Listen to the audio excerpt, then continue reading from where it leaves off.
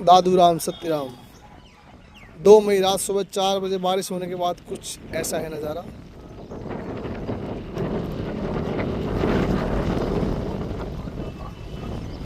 बाबा की समाधि के लिए रास्ता जाते हुए ये देखो।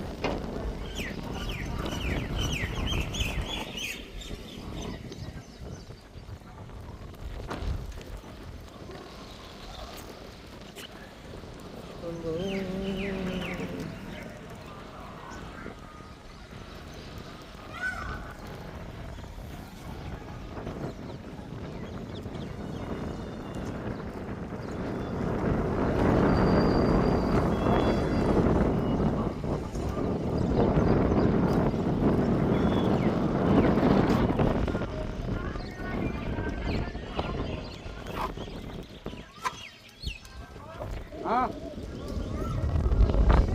हाँ और प्लेट गया था।